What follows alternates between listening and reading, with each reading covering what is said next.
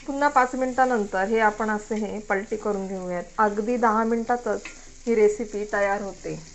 नमस्कार, सुगरण अलिबागची या चॅनलवर तुम्हा सर्वांचे खूप खूप स्वागत आहे। आपली आजची रेसिपी आहे मुळ्यापासून अशी आपल्याला चटकदार तोंडी लावायला अशी एक रेसिपी तयार करायची आहे। चला तर मग आता रेसिपीला सुरुवात करूयात। आज मी तुम्हाला कमी साहित्यात या मुळ्याची अगदी झटपट एक रेसिपी दाखवणार आहे।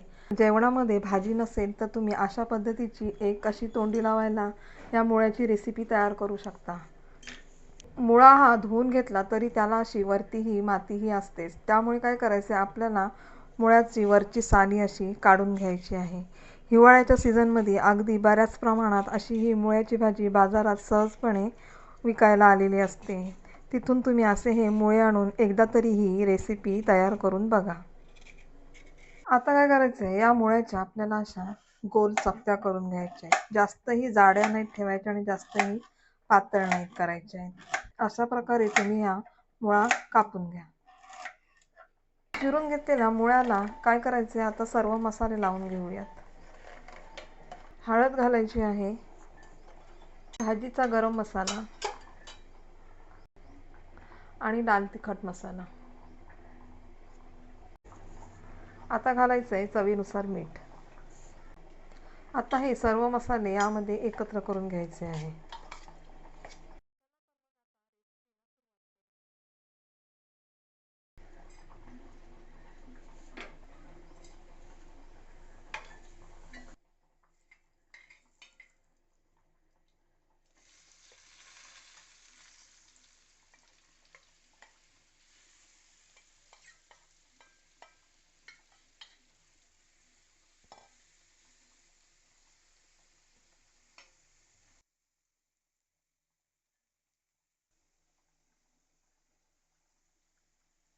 ही रेसिपी तयार होईपर्यंत आपल्याला गॅसची फ्लेम स्लोच ठेवायची आहे।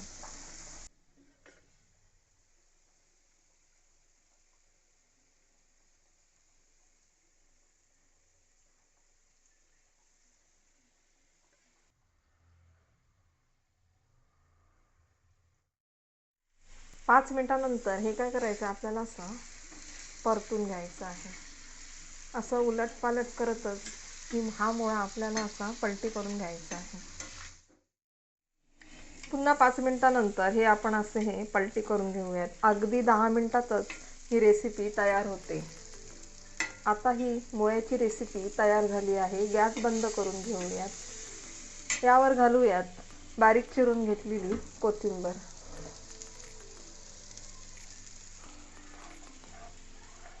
ही व्हिडिओ आवडल्यास व्हिडिओला नक्की लाईक करा, शेअर करायला विसरू नका आणि चॅनलला सबस्क्राईब करा, म्हणजे तुम्हाला आणखीन अशा नवीन रेसिपी पाहायला मिळतील।